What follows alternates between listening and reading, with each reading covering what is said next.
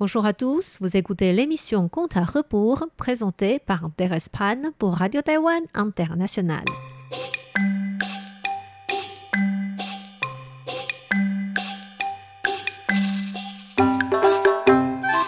La semaine dernière, nous avons fait connaissance d'un jeune homme s'appelant Wang Mian, qui était devenu connu dans son comté par sa technique de peinture des fleurs.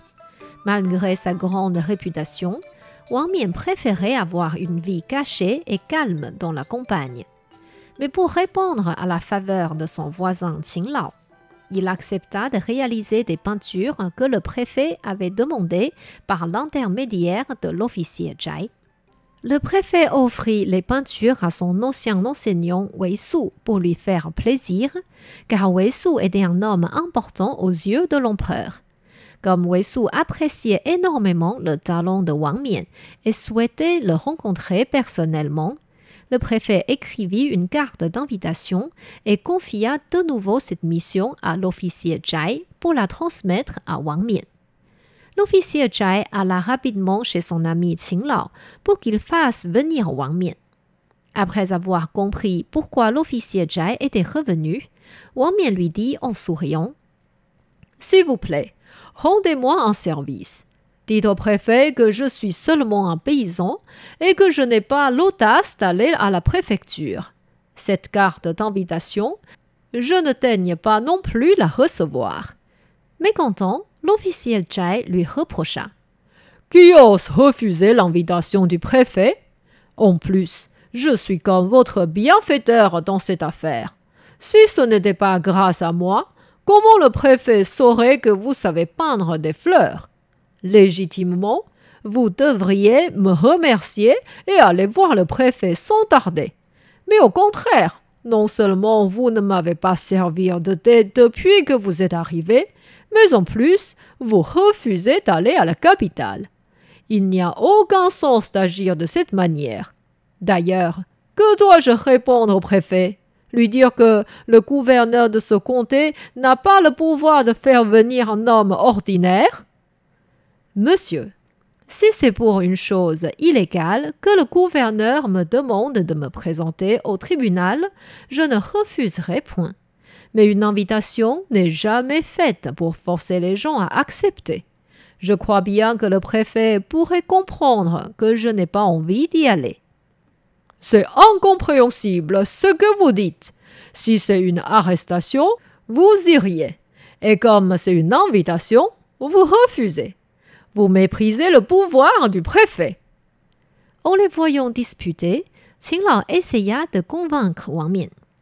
Mon enfant, n'insiste pas autant. C'est par respect que le préfet vous invite. Allez donc avec l'officier. Comme ce que nos ancêtres disaient, les préfets peuvent exterminer toute une famille pour un petit crime. Ce n'est pas prudent de rester têtu. Qin Lao, vous me connaissez depuis mon enfance. Vous savez bien que je ne veux pas avoir de lien avec les gouverneurs. De toute façon, je n'irai pas. L'officier Zhai dit « Bon, maintenant le problème retombe encore sur moi. Que dois-je dire à mon supérieur ?» Qin Lao lui conseilla « C'est vraiment un dilemme. À mon avis, ne dites pas au préfet que M. Wang Mian ne souhaite pas le voir, mais qu'il est malade. Quand il sera guéri, il ira à la préfecture. » Si c'est comme ça, je dois ramener le témoignage des voisins selon la procédure. Et la dispute continua encore sur ce sujet. Pendant que Qin Lao préparait le dîner, il dit discrètement à Wang Mian de préparer quelques pièces pour l'officier Zhai en tant que remerciement et frais de transport. Grâce à ce geste, ce dernier accepta enfin de partir. Lorsque le préfet apprit que Wang Mian ne pouvait pas venir à cause d'une maladie, il raisonna. « Je ne crois pas du tout que ce jeune soit malade. Peut-être que l'officier Zhai lui a fait peur et qu'il n'ose pas rencontrer d'autres personnes travaillant dans le gouvernement. Puisque M. Wei Su m'a confié son souhait de rencontrer ce jeune peintre, il faut que je réussisse. Sinon, il va croire que je manque de capacité. Je vais donc aller à la campagne l'inviter en personne. Il va comprendre que je ne lui ferai pas de mal et il reviendra avec moi. À ce moment-là, mon enseignant me trouvera bien habile. » Mais quand le préfet réfléchit un peu plus, il commença à avoir des pensées contraires. Un coup, il se disait « Je suis le gouverneur de ce comté. Si je vais inviter cet homme ordinaire moi-même, mes officiers vont me mépriser. » Et un coup, il changeait encore d'idée. Monsieur Wei-Su avait vraiment l'air d'apprécier le talent de ce peintre. S'il respecte ce jeune 10 fois, je devrais le respecter 100 fois. En plus, s'abaisser pour un homme talentueux pourrait montrer que je suis magnanime. Ce serait noté dans les livres des chroniques et toutes les générations pourraient louer mon geste. Ce n'est pas du tout honteux. Ainsi, il prit enfin une décision ferme. Le lendemain matin, il demanda à 8 officiers de transporter son palanquin et de l'accompagner à la campagne où vivait Wang Mian. Les villageois entendirent la sonnerie des cymbales et sortirent tous voir ce phénomène qu'ils n'avaient jamais vu.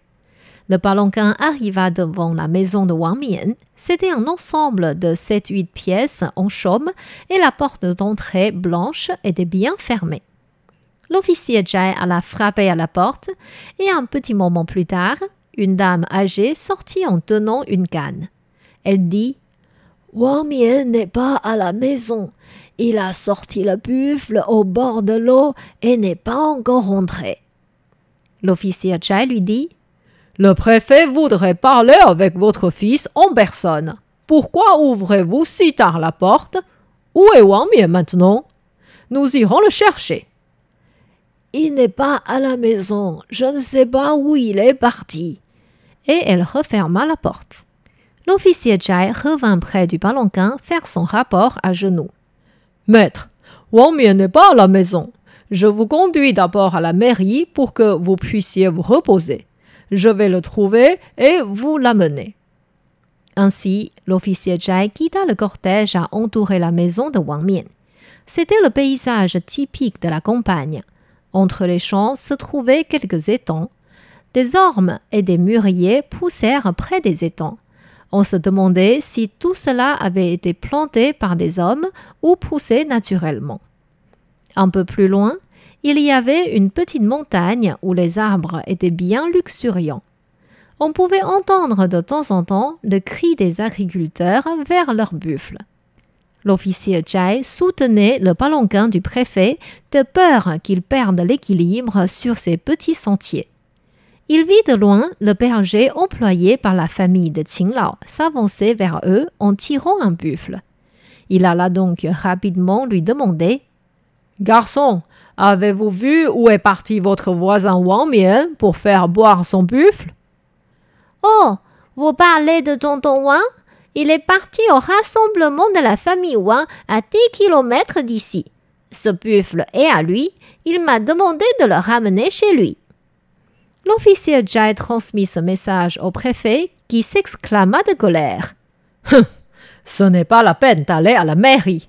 Rentrons tout de suite à la préfecture. » Le préfet n'était pas du tout content de l'attitude de Wang Mian et voulait envoyer un officier pour l'escorter de force. Mais de peur que son ancien enseignant Wei-Su le trouve impulsif, il retint sa colère et pensait expliquer à Wei-Su en rentrant que ce Wang Mian n'était point un homme appréciable.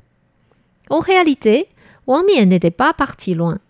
Dès que le préfet fut reparti, il retourna chez lui. Qinglao alla le voir en disant « Tu es vraiment trop têtu. Le préfet est le gouverneur du comté. Comment peux-tu le traiter de cette manière? » « Asseyez-vous, je vais vous expliquer. C'est parce que Wei-Su est apprécié par l'empereur que le préfet voulait fortifier son lien avec lui. Une fois qu'il aura obtenu la confiance de Wei-Su, il va se permettre de faire tout ce qu'il veut sur son peuple. Un homme comme cela, pourquoi donc devrais-je le respecter? Une fois qu'il rentrera à la capitale, il va dire du mal sur moi à Wei-Su, et celui-ci risque de se sentir offensé et par la suite me chercher des ennuis. Je vais vous dire au revoir et me cacher ailleurs pour le moment. Mais ma mère reste toute seule à la maison, je ne suis pas rassurée. » À côté, sa mère lui dit « Mon fils, grâce à tes peintures et poèmes, j'ai pu épargner assez d'argent. Il ne manque de rien à la maison. Même si je suis âgé, je suis encore en bonne santé. Ne t'inquiète pas de partir loin. Tu n'as pas commis de crime. Je ne pense pas que les gendarmes vont venir saisir ta mère. » 秦老dit à Wang Mian, « Ta mère a bien raison. En plus, ton talent est comme caché dans ce petit village. Même si tu possèdes une grande connaissance, personne ne le sait. Profite d'aller dans une grande ville. Peut-être que tu y trouveras une bonne occasion de carrière. Je prendrai soin de ta mère. Tu peux me faire confiance. » Ainsi, Qinglao rentra préparer quelques plats et amena de l'alcool pour dire au revoir à Wang Mian. Le lendemain matin, Wang Mian prépara son sac et quitta la maison après le petit déjeuner. Sa mère le vit partir les larmes aux yeux. Qinglao tint un petit lampion blanc et l'accompagna jusqu'à l'entrée de leur village. Il le regarda partir et c'était seulement quand Wang Mian n'était plus dans son champ de vision qu'il retourna chez lui. Est-ce que Wang Mian pourra retrouver la paix ailleurs? Est-ce que son talent sera apprécié par des gouverneurs? Pour en savoir plus, je vous invite à revenir la semaine prochaine dans l'émission Contes à rebours.